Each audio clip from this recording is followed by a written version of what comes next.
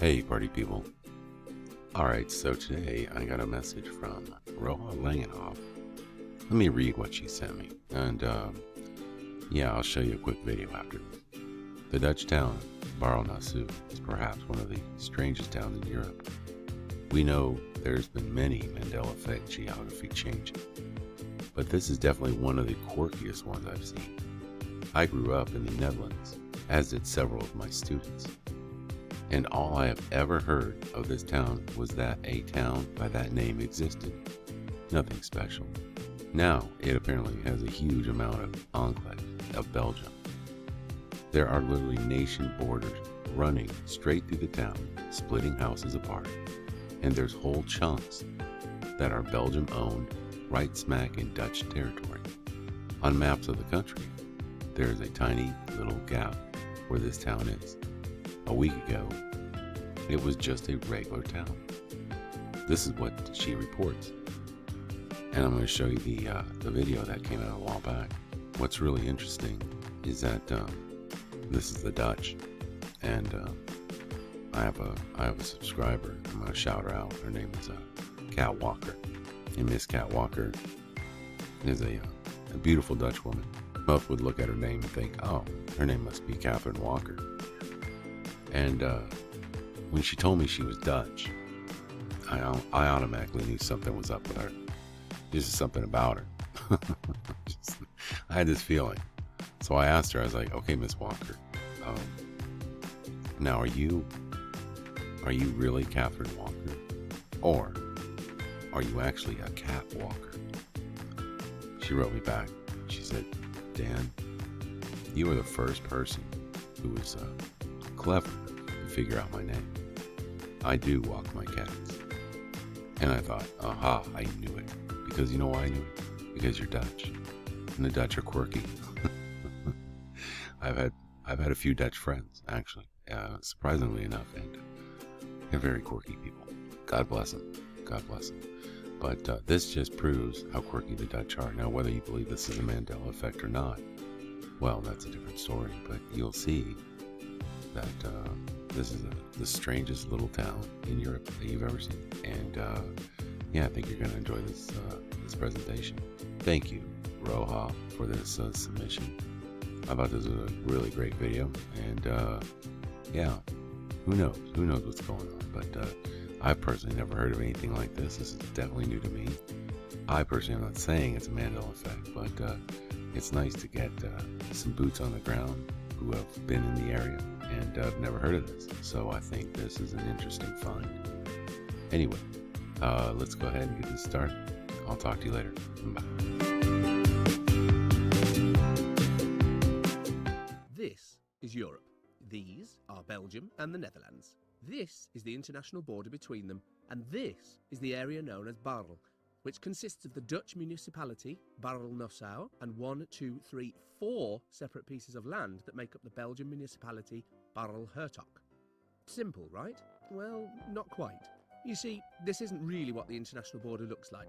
This is what it looks like, which means that, in addition to the 4 land pieces seen earlier, Barl-Hertog consists of a further 22 separate Belgian exclaves completely surrounded by the Netherlands. Likewise, Barl-Nassau is made up of the main piece seen earlier, plus a Dutch exclave within the Belgian motherland, plus 7 further exclaves located within the Belgian exclaves that are themselves within the Netherlands. Of course, some of these border irregularities occur on pastures and fields that nobody cares about, but the lion's share of the complexity actually lies within the main village, where over 8,000 people live. And make no mistake, these borders aren't invisible, theoretical boundaries. They are a set of very clearly marked lines, every last one of them, with helpful labels telling you which side is which.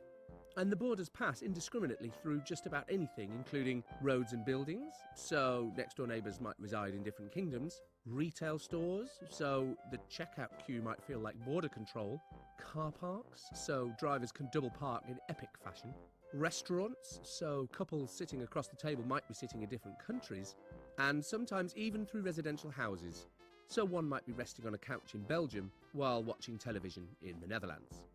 So which country do these people live in? Are they residents of both? Actually, the location of the front door determines which sovereign state the house is officially in. It also determines who their public utilities providers are, including electricity, internet and television. Wait, does that influence what channels they have access to? Anyway, to make things easier, most house numbers are decorated with the relevant national flags, so people can keep track of which government to pay taxes to. Of course, the street names don't change from one country to the next. That would be crazy. But the house numbering does, making the overall sequence non-continuous. This has the unfortunate side effect that some addresses, as in street name and house number, occur twice. That must be a nightmare for the local postman. Oh, by the way, if you live in the Dutch part of Barrel and you want to post a parcel to the Belgian side, make sure you drop it in a Belgian postbox. Otherwise, your parcel will be carried by van from Nassau to Amsterdam, then flown over to Brussels, and then carried by van back to Hertog. At least that's the official story. But back to house numbering. What happens when the border passes straight through the front door? This is not a theoretical scenario.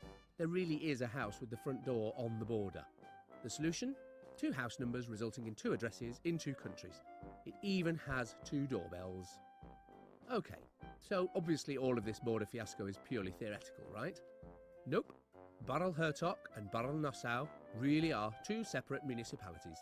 They have different flags and different coats of arms, different town halls with different mayors, different police services, different school systems, different churches, different post offices and different postcodes, as mentioned earlier, different providers of electricity, internet and television, and different official websites. But not everything is separated.